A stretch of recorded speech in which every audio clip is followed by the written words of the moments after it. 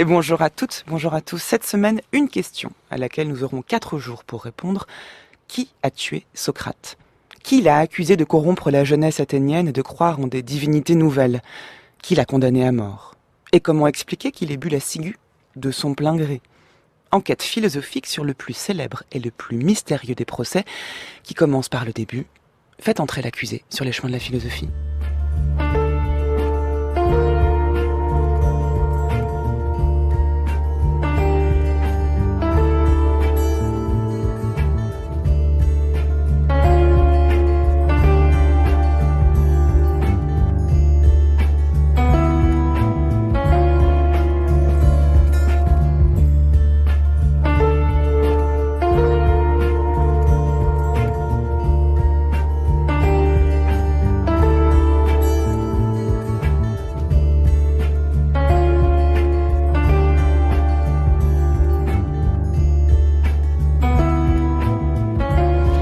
Et non, ce n'est pas Christophe Ondelat qui présente cette émission, mais il met la barre bien haut. On va essayer d'être à la hauteur et ce sera facile grâce à vous. Paulin Ismar, bonjour. Bonjour. Bienvenue sur les chemins de la philosophie.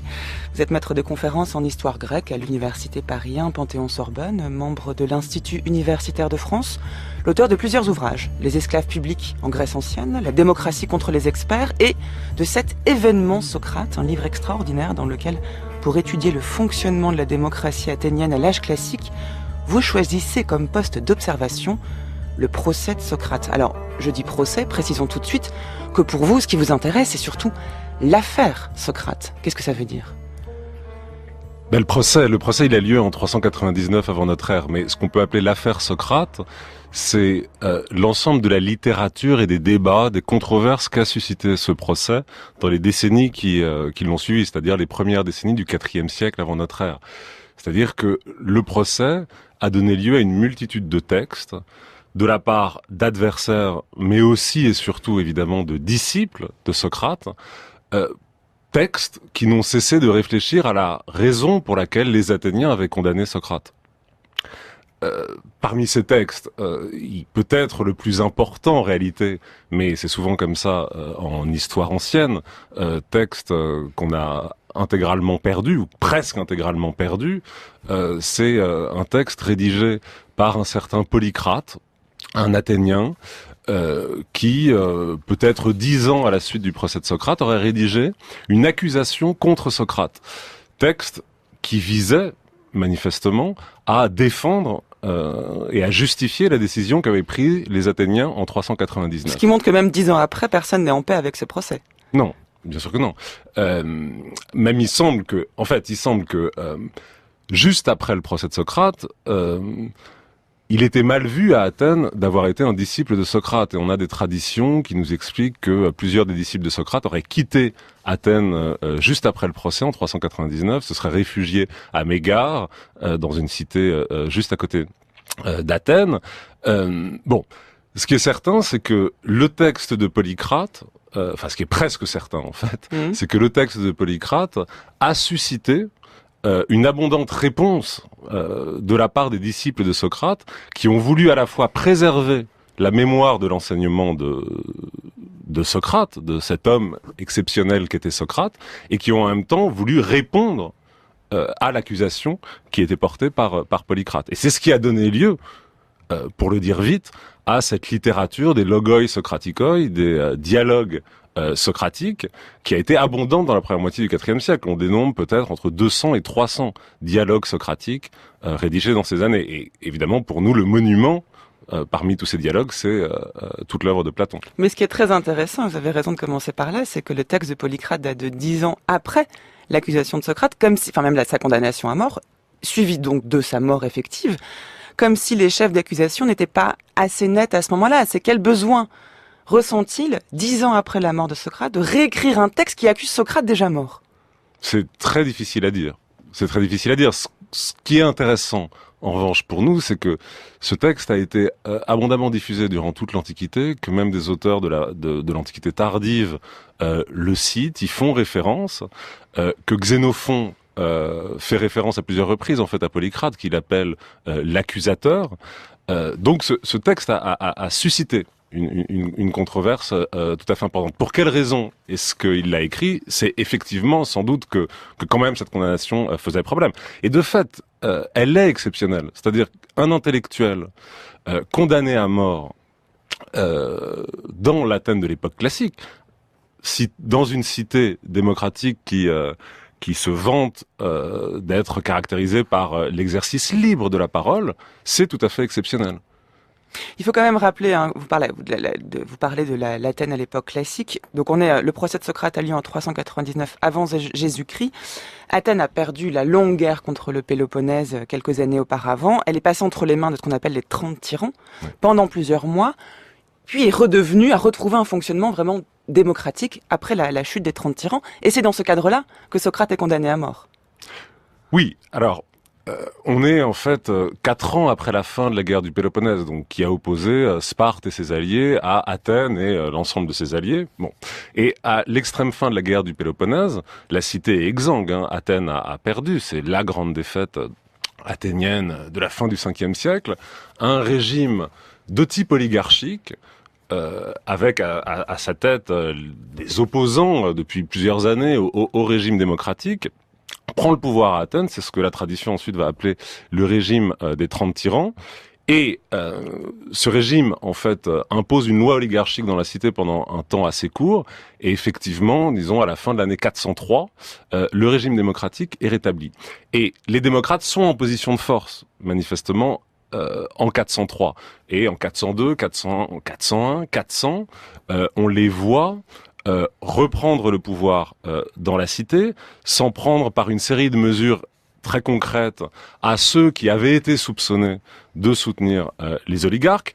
Bon, et ce contexte politique joue un rôle évidemment prépondérant dans l'accusation contre Socrate, qui était assimilé pour les Athéniens à un fervent partisan de l'oligarchie. Sans doute en grande partie en raison de la participation de nombreux de ses disciples à la révolution oligarchique. Donc Critias et Alcibiade, de 403. Alors pas Alcibiade, mais Critias, effectivement, en 403. Et puis même, en 411, il y avait déjà eu un premier coup d'État oligarchique, là aussi de courte durée, parce qu'en réalité, l'idéal démocratique est bien implanté dans la cité, et suffisamment pour qu'aussi bien en 411 qu'en 403, ce sont les Athéniens qui ont renversé à chaque fois ces deux régimes oligarchiques de courte durée. Ce qui est sûr, c'est que pour les Athéniens, il ne faisait aucun doute que Socrate faisait partie ou même avait inspiré ces factions oligarchiques.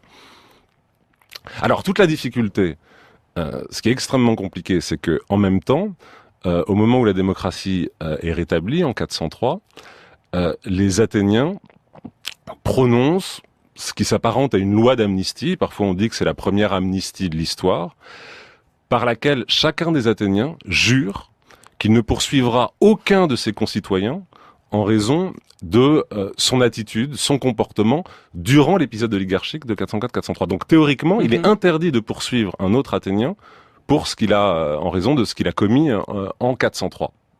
Donc, ce qu'avancent beaucoup d'historiens, et c'est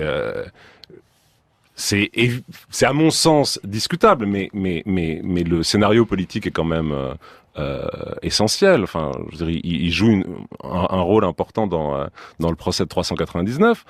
C'est que les Athéniens auraient accusé Socrate pour impiété, puisque c'est le motif du procès, alors qu'en réalité la véritable raison serait politique. Mais ils ne pouvaient pas l'accuser selon des motifs politiques, en raison même du serment d'amnistie de 403. En fait, la question est de savoir est-ce que le procès de Socrate serait celui de la démocratie athénienne elle-même? Alors, c'est celui qu'ensuite on va instruire en relisant le procès de Socrate, en le réinterprétant au fil des siècles, jusqu'au 19e siècle, on va faire effectivement le procès du régime démocratique athénien à la lumière de ce qui s'est passé en 399. C'est pas tout à fait comme ça, évidemment, que les Athéniens l'ont vécu. Ça, c'est absolument certain. Mais ce qui est sûr, c'est que Socrate, dans le procès, pose un acte de dissidence extrêmement fort, et ça joue même dans le fonctionnement très concret du procès, son attitude face au juge, qui en même temps est une remise en cause, est un acte de subversion à l'égard des fondements de ce qui fait la démocratie athénienne de l'époque classique. Donc de ce point de vue-là, effectivement, c'est un lieu formidable, je crois, pour interroger le fonctionnement de la démocratie. Voilà. Parce que c'est dans l'exercice de sa fonction même, la démocratie, qui garantit une certaine expression quand même d'une forme de liberté, au moins d'opinion. Alors bon, c'est la démocratie athénienne, donc ça concerne les citoyens, donc des hommes non étrangers, non esclaves, de plus de 30 ans. Mais ceux-là, en tout cas ceux qui sont concernés, donc Socrate tombe quand même dans cette catégorie-là, ont une forme de liberté d'opinion. Et c'est au nom de cette liberté que pourtant Socrate va être condamné. C'est là où on se demande si c'est pas la démocratie qui se retourne contre elle-même. Alors, attention. Oui, la liberté de parole, ou ce qu'on peut entendre sous le terme de parésia, c'est une valeur cardinale de la démocratie athénienne. Et de ce point de vue-là, effectivement, il n'y a pas de censure à Athènes. C'est quelque chose quand même qui est frappant, c'est que même pendant les grands épisodes de guerre qui traversent la cité pendant toute l'époque classique et hellénistique, il est possible de publier des textes ou de jouer des pièces dans lesquelles on s'en prend à la cité et on défend l'adversaire de la cité. On défend, par exemple, les Spartiates, sans aucun problème. Il n'y a pas de censure. Hein, c'est assez exceptionnel. Alors après, de savoir si Socrate a été condamné en raison de sa philosophie, de sa pensée, c'est un autre problème. Moi, je ne le pense pas. Je ne pense pas qu'il ait été condamné en raison de sa philosophie. Ah, c'est pas ce que je dis. Oui, d'accord. C'était au contraire, c'est parce qu'il avait exprimé une position. Ce qui est assez étonnant, c'est de voir que la démocratie condamne un homme au nom de certaines positions. Je parle pas du contenu de sa philosophie, mais c'est que c'est quand même au nom de une certaine prise de parole et une certaine manière de prendre cette parole qu'il a été condamné. Mais même ça, j'en suis pas sûr. On peut pas savoir, c'est la grande difficulté. On peut pas savoir ultimement quelle est la raison pour laquelle les Athéniens l'ont condamné.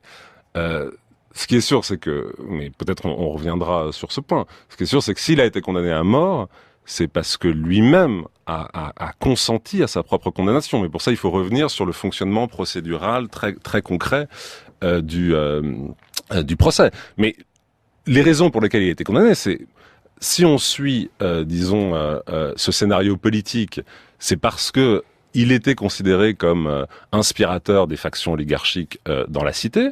C'est aussi parce qu'il exerçait un enseignement qui manifestement troublait les Athéniens, notamment en raison du lien très particulier qu'il avait noué avec ses disciples. C'est aussi peut-être parce qu'on lui imputait un type de religiosité particulière, mais sur ce plan-là, c'est quand même, on est sur des choses qui sont assez difficiles à établir. Mais c'est pas des positions précises sur lesquelles les Athéniens auraient des idées extrêmement claires. Voilà. La question quand même de savoir, avant d'en arriver aux modalités même du procès, du fonctionnement judiciaire de l'époque, qui était Socrate, pour autant qu'on puisse en juger. Essayons d'écouter certaines descriptions qui ont été données de Socrate, qui le mettent en scène, et souvent pour s'en moquer. Voici un extrait des Nuées d'Aristophane. Quel est-il donc, celui-là, qui est juché dans cette corbeille, suspendu? C'est lui. C'est qui, lui? Eh bien, lui est Socrate. Oh, Socrate! Allez, va-toi! Appelle-le-moi bien haut! Appelle-le plutôt toi-même, je n'ai pas le temps. Socrate! Mon petit Socrate! Pourquoi m'appelles-tu, créature d'un jour? Et d'abord, que fais-tu là-haut? Je t'en conjure, dis-le-moi! Je marche dans les airs et regarde le soleil. Alors c'est d'une corbeille que tu regardes de haut les dieux et non de la terre au moins? Jamais, en effet, je n'aurais pu démêler exactement les choses célestes si je n'avais suspendu mon esprit et confondu ma pensée subtile avec l'air similaire. Si j'étais resté à terre pour observer d'en bas les régions supérieures, je n'aurais jamais rien découvert. Non, non, car la terre forcément attire à elle la sève de la pensée. C'est exactement ce qui a lieu pour le cresson. Mais que dis-tu? La pensée attire la sève dans le cresson? Non mais voyons, descends mon petit Socrate vers moi, afin de m'enseigner les choses pour lesquelles je suis venu.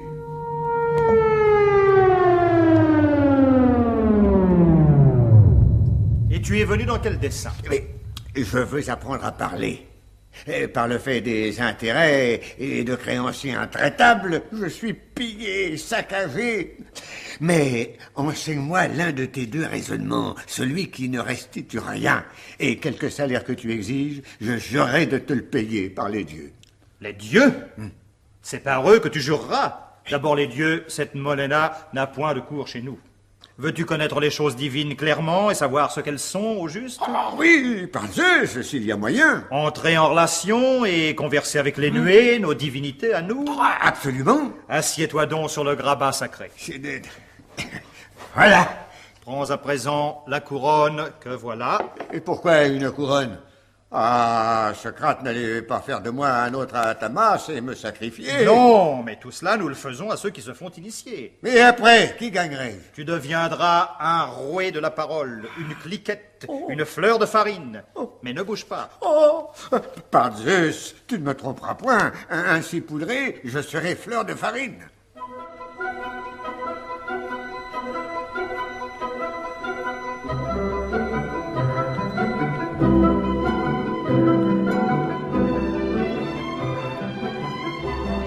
Vous écoutez France Culture, les chemins de la philosophie, les 10h17. Qui a tué Socrate? C'est l'enquête philosophique que nous menons cette semaine. Et aujourd'hui, c'est l'historien Paulin Ismar qui vient tenter de répondre à cette question en nous présentant l'affaire Socrate. Les nuées d'Aristophane sont une des, sinon la première apparition de Socrate dans nos sources. Sur la scène du théâtre athénien, dans les nuées. C'est joué pour la première fois à Athènes en moins 423. On y entend un Socrate caricaturé, moqué, ce qui montre qu'il est déjà suffisamment important pour qu'on puisse en faire le personnage principal d'une pièce. Et ici, c'est assez amusant puisqu'on a donc Strepsiade qui peine à subvenir aux besoins de sa famille, qui se fait poursuivre par ses créanciers, qui va voir Socrate pour lui apprendre à manier le discours de manière à pouvoir se retourner contre ses créanciers. Voilà à quoi servirait la parole de Socrate. C'est un usage très pragmatique et très ironique aussi, Paulin Ismar. Oui, alors effectivement, c'est la mention la plus ancienne du personnage de Socrate dans nos sources. Ce qui est intéressant, c'est que cette année-là, 423, quand les nuées sont jouées à Athènes, une autre pièce, écrite par un certain Améipsias, fait aussi de Socrate son personnage principal. Et ça montre effectivement la popularité de la figure socratique, mais qui en même temps pose manifestement problème déjà dans la cité. Alors, ce qui est très compliqué avec l'usage, disons, qu'on peut faire des nuées d'Aristophane, notamment pour comprendre le procès de 399, c'est que si on suit Platon dans l'Apologie, il y a une filiation directe entre la représentation de Socrate dans les nuées et le procès de 399. Socrate, chez Platon, en fait même la première accusation qui aurait été lancée contre lui. Précisons que l'Apologie est un texte écrit par Platon qui met en scène Socrate lors de son procès. Oui, tout à fait. Et donc, on ne sait pas très bien quand, mais peut-être 10, 15, 20 ans après le procès de 399. Le problème, c'est que le Socrate qu'Aristophane représente en 403 n'a rien à voir avec le Socrate qu'on connaît par ailleurs grâce aux œuvres de Platon, de Xénophon, bref, ce qui a été écrit par ses disciples. Et en réalité, on a plutôt l'impression chez Aristophane que la figure socratique, qui est effectivement moquée dans la pièce, sert en réalité à dénoncer de manière beaucoup plus large les sophistes, qui exercent leur talent dans l'Athènes des années 430-420. C'est-à-dire qu'il y a des propos qui sont imputés à Socrate dans les nuées d'Aristophane, mais qui en fait visent peut-être plutôt des hommes comme Anaxagore, peut-être même Protagoras. Donc on a plutôt l'impression que c'est Socrate le sophiste, au sens large, qui est visé dans les nuées d'Aristophane, sans que ça puisse renvoyer à quoi que ce soit de la figure réelle du Socrate philosophe. Oui, parce qu'on le présente comme un gourou qui dirige une secte, qui fait payer son enseignement, ce qui était là pour le coup faux. Comme si, est-ce qu'on peut aller jusqu'à dire que ce que les nuées d'Aristophane mettent en scène, peut-être l'autre texte dont vous parliez, d'Améipsias, sa pièce Konos, c'est en fait une accusation comique du rôle de l'intellectuel même. Ou alors est-ce que c'est uniquement ceux qui sont dissidents par rapport à la cité? Non, c'est effectivement, ça vise, disons, les intellectuels ou ces nouveaux intellectuels que sont les sophistes. Il y a un grand bouleversement dans la vie intellectuelle et sociale athénienne, qui est l'arrivée, la naissance de la sophistique à partir du milieu du 5e siècle, avec ces grands personnages qu'est par exemple Protagoras, c'est-à-dire ces hommes qui se mettent à enseigner toute forme de savoir en les faisant payer, parfois dans des espaces publics, le plus souvent dans la demeure même des familles athéniennes chez qui ils enseignent. Bon, et ça c'est une nouveauté manifestement les sophistes, et ça trouble une grande partie des Athéniens. Pour les Athéniens, vu de loin, Socrate est un sophiste comme les autres. Il y a absolument aucun doute là-dessus, et c'est pour ça que Aristophane le moque. Et surtout, 70 ans après la condamnation de Socrate, on a un plaidoyer athénien qui évoque le procès. Écrit par un grand orateur de l'époque classique qui s'appelle Échine, et il s'adresse aux Athéniens et il dit: vous avez condamné Socrate le sophiste. Donc pour les Athéniens, aussi bien avant 399 qu'après le procès, Socrate est un sophiste. Il fait partie de cette nébuleuse complexe qu'est la sophistique. Alors que nous, évidemment... on distingue très vite quand on étudie la philosophie, la distinction justement entre philosophie et sophistique. Est-ce que l'une serait une quête de vérité quand l'autre serait au contraire un art de manier le discours? Alors là, deux écoles s'affrontent, qui a raison, peu importe, mais c'est amusant de voir que Socrate est réduit, parce qu'il le vivrait comme ça, à ses détracteurs en fait dans sa pièce. Mais c'est vrai que d'une certaine manière, Socrate est un sophiste, c'est-à-dire que il prodigue un savoir qui se donne a priori comme non spécialisé dans des espaces publics, ce que font pas tous les sophistes, un savoir qui ne repose pas sur le modèle de l'initiation, qui s'adresse à des jeunes gens qui appartiennent à l'élite athénienne. Tous ces éléments-là en font effectivement un sophiste. Il y a aucun doute là-dessus. Et en même temps, il y a évidemment des traits propres à la philosophie socratique et surtout à l'enseignement et la façon dont Socrate conçoit son enseignement qu'il distingue de la plupart des sophistes. Alors vous avez dit que ce qui avait lancé sans doute l'affaire Socrate était l'accusation de Socrate par Polycrate. On va en entendre le récit fait par Xénophon, qu'on trouve dans les mémorables de Xénophon. Peut-être présentez-nous qui est Xénophon pour qu'on puisse mieux comprendre ce texte. Alors Xénophon, c'est un très grand auteur de l'époque classique qui a écrit sur de très très nombreux sujets et qui a été un disciple de Socrate. Diogène Laërce, donc qui écrit au IIIe siècle de notre ère et qui retrace la biographie et ce qu'on appelle la doxographie de la plupart des grands philosophes de l'Antiquité, fait de Xénophon un des socratiques, donc un disciple de Socrate exactement au même titre que Platon, que Phédon d'Élys, que Antisthène. Bon, voilà.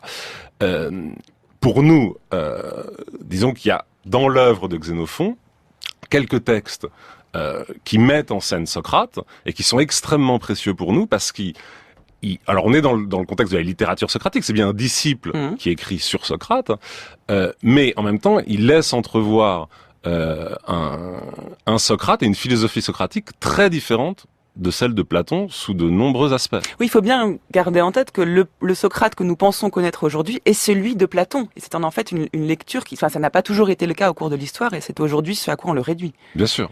Et vraiment jusqu'à la fin du 19e siècle, début du 20e siècle, on lit, on approche, disons, le personnage qu'est Socrate, aussi bien à travers Platon qu'à travers Xénophon.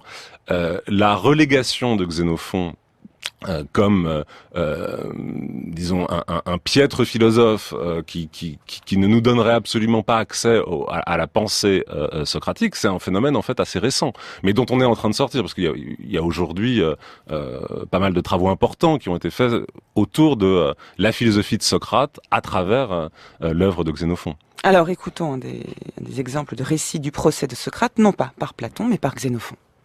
Par Zeus, dit son accusateur. Il enseignait à mépriser les lois reçues.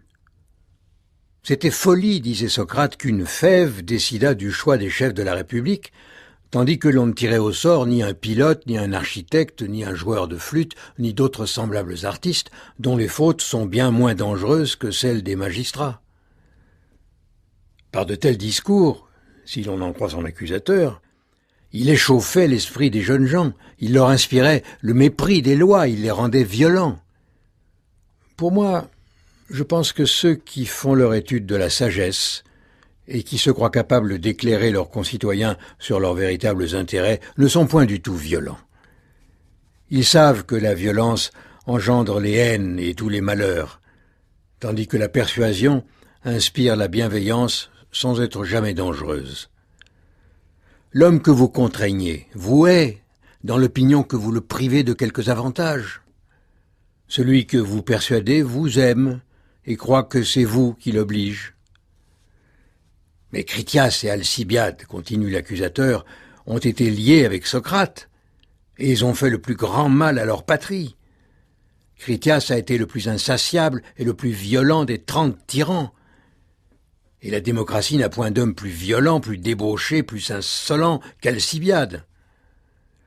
Je suis loin d'entreprendre l'apologie du mal qu'ils firent à leur patrie. Je raconterai seulement le genre de liaison qu'ils eurent avec Socrate. C'étaient bien les deux hommes les plus ambitieux d'Athènes. Ils voulaient gouverner, faire parler d'eux. Je crois que si Dieu leur avait donné le choix de vivre toujours comme ils voyaient que vivait Socrate, ou de mourir, ils auraient préféré la mort.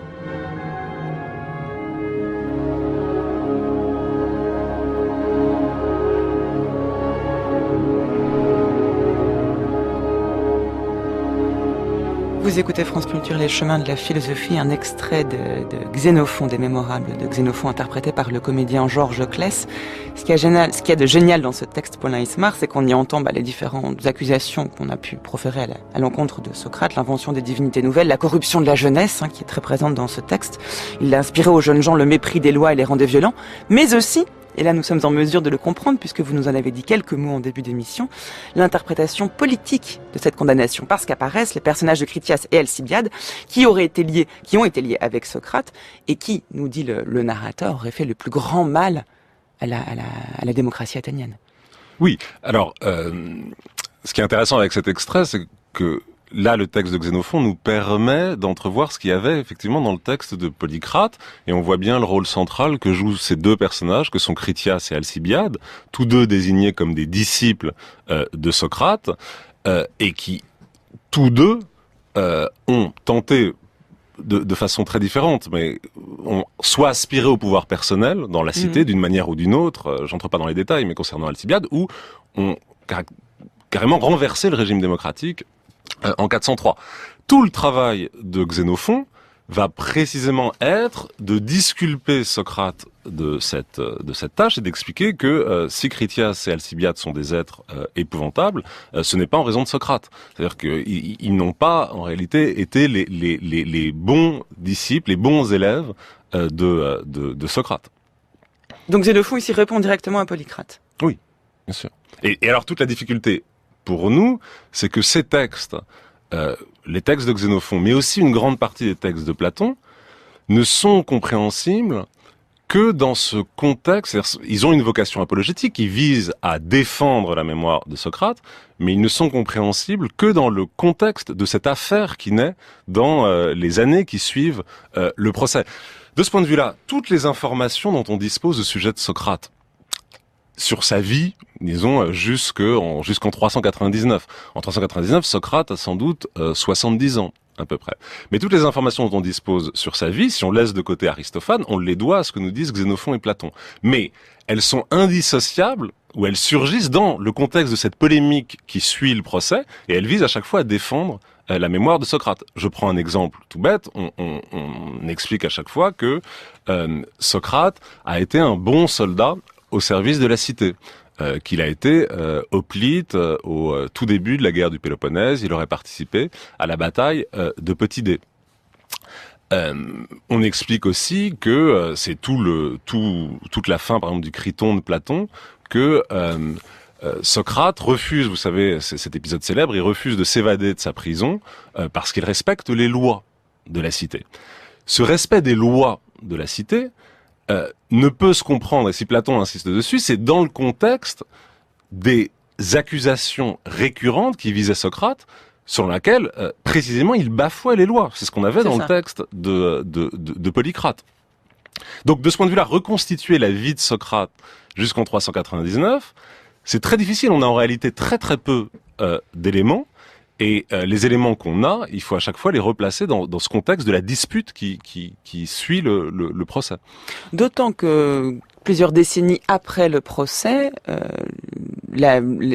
l'avis des Athéniens sur Socrate change complètement. Il a été condamné à mort, mais il y a une forme de parle, notamment grâce aux écrits contemporains qui voulaient célébrer ou défendre même Socrate. On l'en fait au contraire un citoyen qui aurait éduqué des générations d'intellectuels qui deviennent utiles à la cité. Il y a comme un retournement presque, disons, enfin, tellement net, tellement tranché qu'il en devient très étonnant. Pas dans les lendemains immédiats du procès. C'est Plusieurs vraiment décennies à partir, après. voilà, c'est à partir des années 340, 330, où on a cette chose assez extraordinaire qui est la commande d'une statue par les Athéniens, donc statue réalisée par Lysippe, qui montre Socrate selon le modèle du bon citoyen, et cette grande statue est placée dans le Pompeion à Athènes, et le Pompeion, c'est un endroit d'où partent, entre autres, les éphèbes, c'est-à-dire les jeunes hommes, futurs citoyens athéniens, etc. Donc il devient d'une certaine façon le modèle du bon citoyen qui est offert en exemple aux jeunes hommes, alors même qu'il avait été accusé de corruption de la jeunesse. Pour ces mêmes raisons. Donc effectivement, 70 ans plus tard, la situation s'est totalement inversée et la mémoire socratique est devenue positive dans la cité. C'est la victoire des écoles, des disciples de Socrate. C'est la victoire de Platon. Ça conduit vers des interprétations presque arbitraire ou conjoncturelle du procès de Socrate, comme si c'était les personnes qui étaient contemporaines de Socrate qui avaient décidé de sa condamnation à mort, puisque plusieurs générations ensuite, il est au contraire complètement réhabilité. Non, c'est aussi que la démocratie athénienne, l'idée que les Athéniens se font de ce qu'est la démocratie, change pendant l'ensemble de l'époque classique. Si vite. C'est là en 70 ans, vous dites. C'est pas si rapide que ça. Il y a un projet quand même de la part des disciples de Socrate et en particulier de Platon. Ce projet, il trouve sa réalisation concrète dans la fondation de l'Académie en 386, 13 ans après le procès. L'idée que désormais, en se tenant un peu à distance de la cité, puisque l'Académie n'est pas dans le centre de la cité, on va fonder une école philosophique, qui est la première école philosophique constituée à Athènes, dans laquelle on va former les jeunes Athéniens, les nouvelles élites dirigeantes de la cité. Et l'Académie va triompher.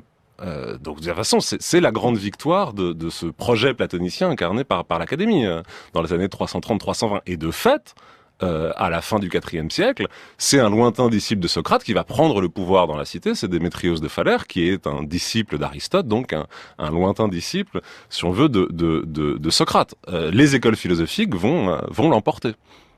Il y a un nom qu'on n'a pas encore prononcé, et je pense que l'heure est venue de le faire, Paulin Ismar, c'est celui de Mélétos. Qui est Mélétos ? Alors Mélétos, c'est l'accusateur de Socrate, c'est-à-dire c'est celui qui, en 399, va voir un magistrat athénien qu'on appelle l'archonte roi, celui qui est en charge des procès pour impiété, et qui, un beau jour, se rend sur l'agora d'Athènes et lance l'accusation contre Socrate.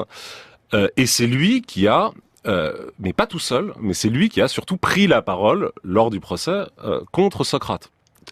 Mais c'est lui qui a formulé l'acte d'accusation. D'un point de vue juridique, il est magistrat. Non, il n'est pas magistrat, c'est un citoyen comme les autres. Il n'exerce aucune fonction juridique. Il exerce aucune fonction officielle, c'est un citoyen comme les autres, et il dépose l'accusation auprès d'un magistrat. Ce qui est miraculeux d'un point de vue historique, c'est qu'on dispose de l'acte d'accusation authentique, donc on sait comment il était formulé, et ça c'est tout à fait exceptionnel dans l'histoire du droit athénien. On n'a pas d'autres... Enfin, on a un autre exemple, mais c'est tout. Donc on sait que c'était un procès pour impiété, que les actes d'accusation étaient de 3 ordres, avoir introduit de nouvelles divinités, ne pas respecter les dieux de la cité et corrompre la jeunesse. Voilà l'acte d'accusation déposé par Mélétos. Ce qui est important et ce qui est intéressant, c'est que le magistrat avait tout à fait les moyens de considérer que cet acte d'accusation était infondé en droit, que les preuves ou les soupçons, enfin les preuves qu'apportait Mélétos, finalement ne tenaient pas la route. Et de ce point de vue-là, le procès aurait pu ne pas avoir lieu si le magistrat en avait décidé ainsi. C'est pas le cas. Il considère que l'acte d'accusation tient le coup. Donc le procès s'organise, et au cours de ce procès, en fait, Mélétos prend la parole, mais il est accompagné de 2 autres hommes. Donc en fait, c'est un trio qui accuse Socrate. Et à côté de Mélétos, il y a Anytos et Lycon. Et parmi ces 3 personnages, en fait, le plus connu pour nous, le plus important sans doute, c'est Anytos, qui lui a eu un rôle politique important à la fin du 5e siècle. Il a été stratège en 409, donc c'est une magistrature militaire importante à Athènes, et il joue un rôle politique important au lendemain du rétablissement de la démocratie. Voilà, ceux qui accusent Socrate. Alors écoutez le récit que Diogène Laërce propose de la plainte déposée par Mélétos et les différentes interprétations qu'on peut en faire. La déclaration sous serment, constitutive de l'action intentée, était libellée ainsi. Voici la plainte déposée sous serment par Mélétos, fils de Mélétos, du dème de Pitée, contre Socrate, fils de Sophronisque, du dème d'Alopéké. Socrate enfreint la loi parce qu'il ne reconnaît pas les dieux que reconnaît la cité, et qu'il introduit d'autres divinités nouvelles. Et il enfreint la loi aussi parce qu'il corrompt la jeunesse. Peine requise, la mort. Quant au philosophe, Lysias ayant écrit pour lui un plaidoyer, il le lut d'un bout à l'autre et dit « C'est un beau discours, Lysias. Pourtant, il ne me va pas. » Car il relevait évidemment pour la plus grande part du genre judiciaire plus que de la philosophie. Et comme Lysias lui répondait « Si le discours est beau, comment ne tirait-il pas ?» Il dit « Parce que de beaux habits ou de belles chaussures ne m'iraient pas non plus. » Et alors qu'on le jugeait, Platon monta à la tribune et dit « Athéniens, moi qui suis le plus jeune de ceux qui à cette tribune sont montés, mais les juges s'écrièrent « Descendu !» ce qui voulait dire « Descends !» Quant à lui, il y eut en faveur de sa condamnation 281 voix de plus qu'en faveur de son acquittement. Et pendant que les juges fixaient quelle peine il devait subir ou quelle amende payer, il dit qu'il paierait une amende de 25 drachmes. Eubulide, il est vrai, dit qu'il concéda 100 drachmes. Mais, après que les juges se furent bruyamment récriés, « Eu égard, dit-il, à ce que j'ai accompli, je propose comme peine d'être entretenu au Prytanée. » Et eux le condamnèrent à mort, 80 autres voix s'étant ajoutées aux précédentes. Et ayant été emprisonné, peu de jours plus tard, il but la ciguë, après avoir tenu beaucoup de beaux propos que Platon rapporte dans le Phédon.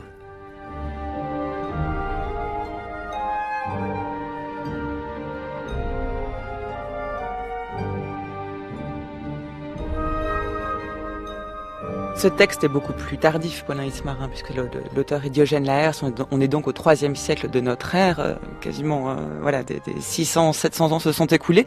Et pourtant, ce qu'il y a de formidable dans ce texte, c'est que c'est un des récits très complets de ce qui a pu se passer. On a notamment le fonctionnement même du procès sur lequel on va revenir, les philosophes qui prennent la parole pour défendre Socrate, et notamment Platon.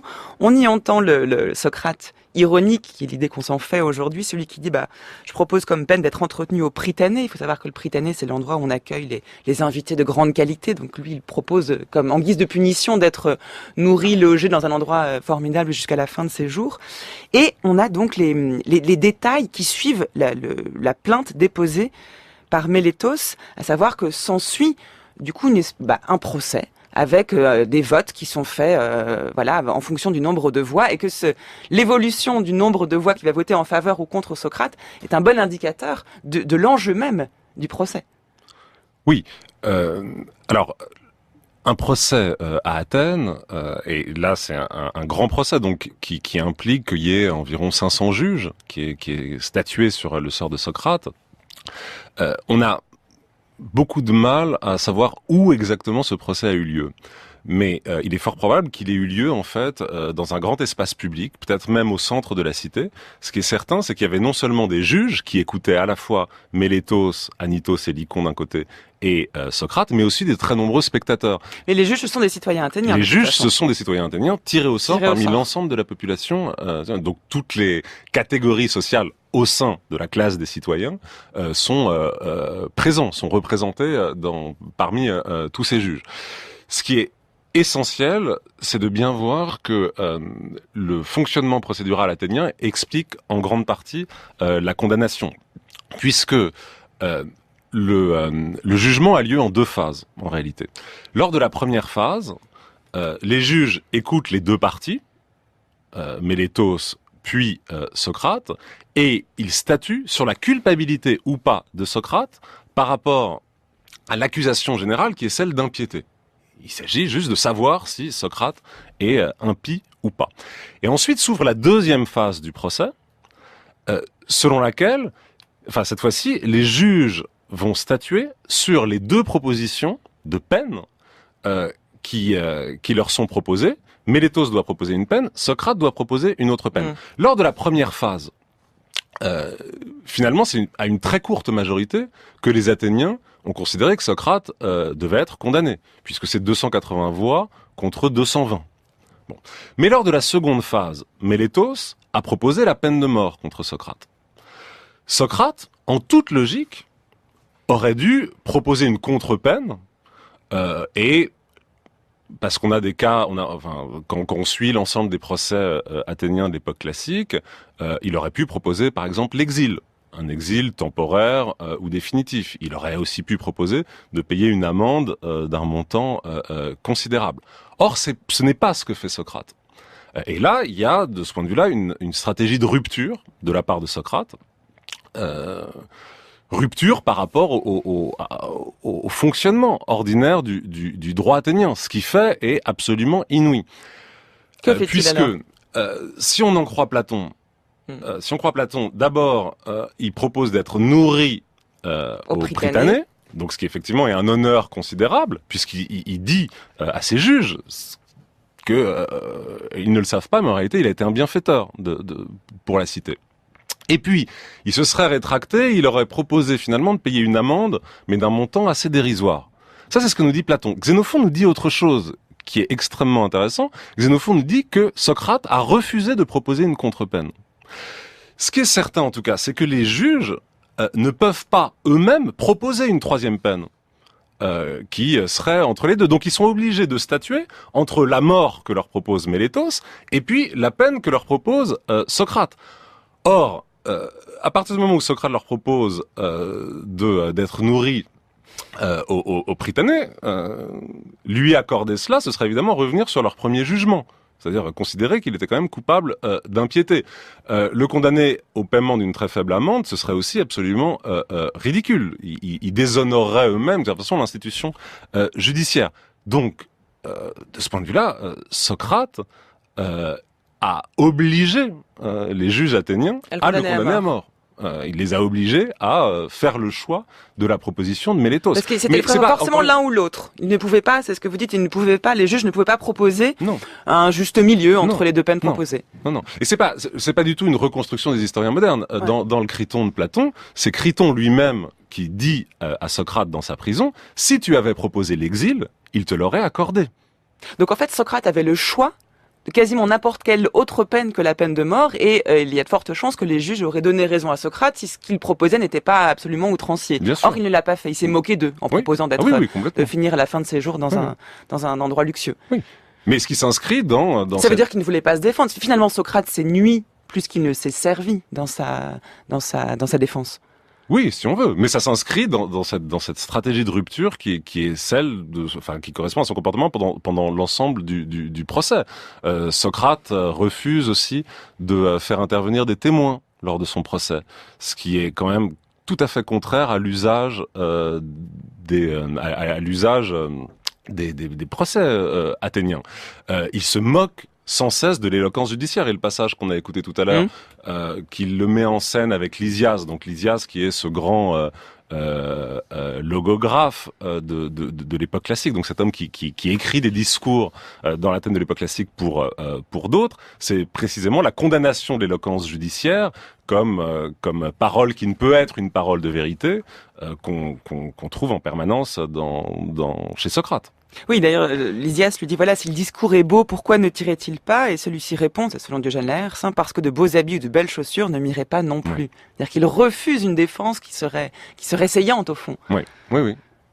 Absolument. Et pourtant, lui-même, et pourtant, peut-être en toute logique, justement, il décide quand même d'obéir à la condamnation à mort. C'est-à-dire, et c'est lui qui va boire la ciguë, c'est-à-dire qu'il fait un pied de nez à toutes les formes en vigueur, les règles en vigueur au cours d'un procès, il propose quelque chose qui n'est pas applicable, mais il se soumet en fin de compte à la condamnation à mort. Comment vous l'expliquez? Oui, en même temps, il n'a pas totalement le choix.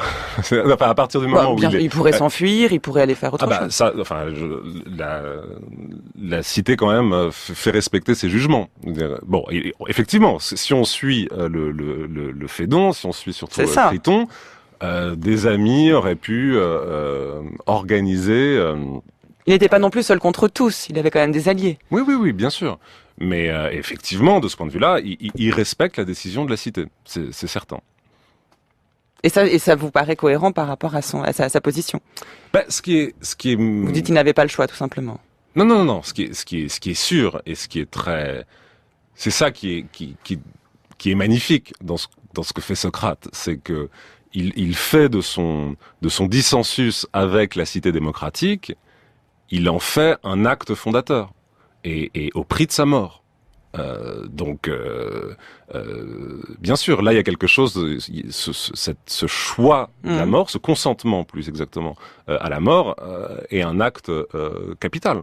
Oui, et le terme est important de consentement parce que c'est pas il se donne la mort, mais est-ce un suicide? C'est plutôt lui qui applique la peine qu'on lui a imposée.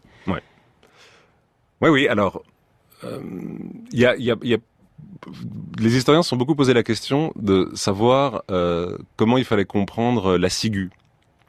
Parce que il y a plusieurs façons de condamner à mort un individu dans l'Athènes de l'époque classique. La procédure la plus courante, c'est pas du tout la ciguë, hein, c'est une procédure atroce qu'on appelle l'apotympanismos, qui consiste à exposer un corps attaché sur une planche de bois. Bon, la ciguë, selon certains historiens du droit, ce serait une mise en scène du suicide de l'individu. Et c'est quelque chose, enfin c'est une peine, ce poison, qu'on infligerait en réalité que à des détenus de marque ou à des hommes quand même considérablement respectés dans la cité, comme pour mettre en scène l'idée sur laquelle ils se seraient eux-mêmes donné la mort. Comment vous expliquez une telle postérité de ce procès? Parce que dans votre livre, vous commencez par une description, on a l'impression qu'il s'agit de Socrate. En fait, c'est Diderot lui-même enfermé, qui revendique une certaine filiation avec le procès de Socrate. À travers les siècles, ce procès reste absolument fascinant. Parce que il n'y a pas d'acte de dissidence aussi impressionnant dans toute la littérature de l'époque classique, et donc à partir de cet acte de rupture que pose Socrate par rapport au fonctionnement ordinaire de la démocratie athénienne, cet acte nous permet d'une certaine façon d'interroger et de reprendre sans cesse la question du fonctionnement de l'Athènes de l'époque classique et le lien du coup que nous on veut établir avec cette cité et son héritage. Donc effectivement, le procès ne va cesser de donner lieu durant toute l'histoire à une multitude d'interprétations. Le moment essentiel de ce point de vue-là, quelques siècles après 399, c'est évidemment le christianisme. C'est ce qu'en font les pères de l'Église, ce qu'en font les apologistes chrétiens au IIe siècle de notre ère, qui réinterprètent totalement le procès en faisant de Socrate à la fois quelqu'un qui aurait entrevu le Dieu unique, c'est-à-dire qu'ils interprètent l'accusation selon laquelle Socrate aurait introduit de nouvelles divinités dans la cité. Finalement, qu'est-ce que sont ces kaina daimonia que Socrate aurait introduit? Ça va de soi. Socrate aurait entrevu le Dieu unique Donc on en fait un pré-monothéiste. Bon, et c'est une tradition extrêmement forte qui va traverser aussi toute la littérature islamique jusqu'à l'époque moderne. Et en même temps, les auteurs chrétiens réfléchissent profondément à cette idée du consentement à la mort de la part de Socrate. Et on le voit très bien dans les actes des martyrs du IIe siècle ou du début du IIIe siècle de notre ère. On se réfère en permanence à Socrate, et la figure de Socrate permet de justifier cette mort volontaire qui est celle des martyrs. Voilà, au IIe siècle. Et aujourd'hui, on en fait la figure d'un intellectuel dissident qui a le courage de s'opposer à un régime politique en vigueur. Oui. Voilà. Et alors cette représentation-là, on peut la dater en fait. Elle remonte vraiment au XVIIIe siècle. Ce sont vraiment les hommes des Lumières qui ont vu dans le procès de Socrate, et en particulier Voltaire, Diderot, mais aussi Toland en Angleterre, qui ont vu l'affrontement entre la libre pensée, l'intellectuel et les pouvoirs politiques au sens large.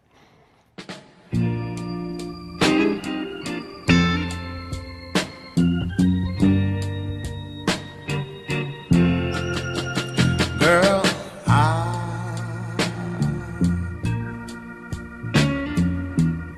stand accused of loving you just a little too much. And I hope, oh Lord, sure enough hope is not a crime. Oh, guilty of loving you. Oh, baby. Oh, I hope that I Stand Accused, c'est Al Green qui le chante, et c'est Socrate qui est accusé cette semaine et que vous avez présenté, peut-être défendu, Paulin Ismard. En tout cas, merci d'être venu nous en parler aujourd'hui. Merci à vous. Je renvoie à votre ouvrage L'événement Socrate, qu'on trouve désormais en poche chez Flammarion, mais aussi le livre Les esclaves publics en Grèce ancienne, qu'on trouve au Seuil, ainsi que La démocratie contre les experts, également disponible au Seuil. Sur France Culture, les chemins de la philosophie, il est l'heure comme tous les jours de retrouver le journal de la philosophie de Géraldine Mosna-Savoie. On n'est pas là pour philosopher, Carpentier. Quand même. Incroyable. Bonjour Géraldine. Bonjour Adèle, bonjour à tous. Comme tous les jours, vous nous parlez de la philosophie d'un point de vue de l'actualité. Alors, que s'est-il passé? Quelle actualité a retenu votre attention? Bon, alors c'est pas vraiment une actualité, je reconnais. C'est un ouvrage collectif qui est paru au début de l'été, qui s'appelle Shakespeare au risque de la philosophie. Et c'est un ouvrage en plus qui est le résultat d'un colloque qui a eu lieu en 2014. Donc pas vraiment d'actualité, mais de toute façon, les liens entre philosophie et Shakespeare sont loin d'être actuels. Au contraire, de Hegel à Derrida, de la question de la folie à celle du pouvoir, les philosophes se sont sans cesse nourris de l'œuvre du dramaturge et inversement. Mais alors comment? Un premier exemple avec la pièce Jules César. Alors, cher Brutus, préparez-vous à m'écouter. Et puisque vous avouez qu'il vous est impossible de vous voir vous-même autrement que par image réfléchie, je suis le miroir qui modestement va vous découvrir à vous-même cette part de vous-même que vous avez jusqu'à présent méconnue. Et n'ayez pas de méfiance à mon égard, noble Brutus. Si j'étais un farceur vulgaire ou s'il était dans mon habitude de prostituer les serments d'une affection banale au premier flagorneur venu, si vous me teniez pour quelqu'un qui se jette au cou des gens pour leur faire des mamours et les diffamer ensuite, ou qui dans un banquet fait profession d'aimer toute la table, alors vous pourriez me tenir pour dangereux. Voici une première manière assez classique d'évoquer les liens de toujours entre Shakespeare et la philosophie, c'est d'y détecter au sein des œuvres de Shakespeare la présence de concepts. Alors par exemple ici dans cette réplique de Cassius à Brutus, c'est la problématique de la connaissance de soi et de la reconnaissance par l'autre qui sont en jeu. Allant de l'Antiquité jusqu'au XXe siècle, de la piété chrétienne à la question du tragique, c'est de cette manière que procède cet ouvrage, donc Shakespeare au risque de la philosophie, mais il procède aussi d'une autre manière en voyant comment Shakespeare à son tour se risque à ces concepts, mais aussi comment il les manipule et comment il leur fait prendre des risques. Tous nos matins n'auront éclairé pour nous imbéciles qu'un seul chemin vers la poussière et vers la mort. Éteins-toi, courte flamme. La vie n'est qu'une ombre en marche, Un pauvre acteur qui fait son heure sur la scène. Il s'agite, il s'échauffe. Et puis, on ne l'entend plus. C'est un récit dit par un idiot, plein de bruit et de fureur, et qui ne signifie rien. Dans ce deuxième exemple, célèbre extrait de Macbeth, on trouve l'idée chère à Shakespeare du monde comme théâtre et de la vie vécue comme un rôle.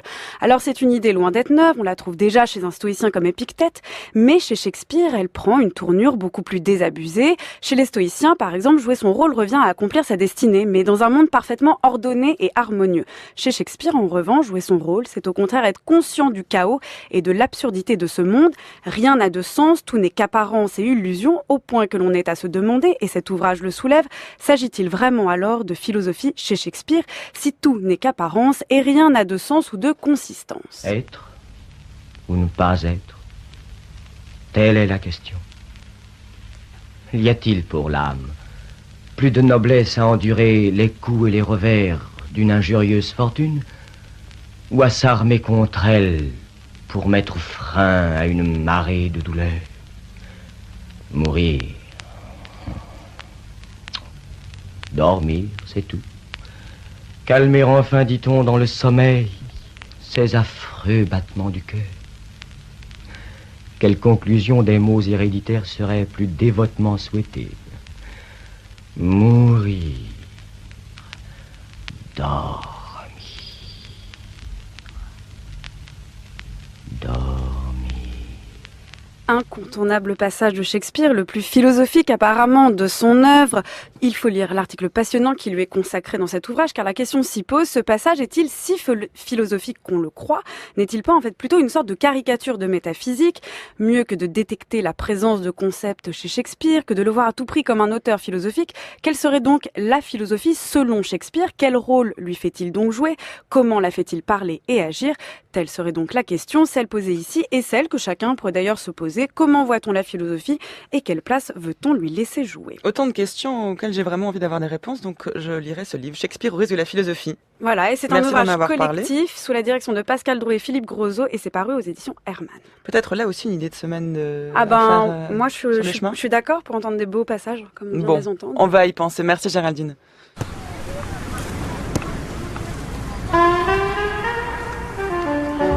Et merci à Claire Perryman-Holt qui a préparé cette émission, ainsi que Pauline Vermeuren, David Pargamin, Marianne Chassor, Géraldine Mosna-Savoie bien sûr, Nicolas Berger qui réalise cette émission, Élise Le qui était à la prise de son et Georges Kless qui lit les textes pour nous cette semaine. On se retrouve demain pour la suite de cette série sur le procès de Socrate. Demain, on se demandera si Socrate est coupable et surtout de quoi, en compagnie du philosophe Olivier Renaud. D'ici là, pour réécouter l'émission, rendez-vous sur le site de France Culture à la page des Chemins de la Philosophie. Vous pourrez la réécouter en ligne, mais aussi la télécharger, la podcaster, afin de l'écouter où vous voulez et quand vous voulez. Et rendez-vous également sur nos comptes Facebook et Twitter. Nous attendons vos remarques et commentaires. À midi, sur France Culture, vous retrouverez Olivia Gesbert pour la grande table. Mais à 11h, c'est l'heure de retrouver Florian Delorme pour Culture Monde.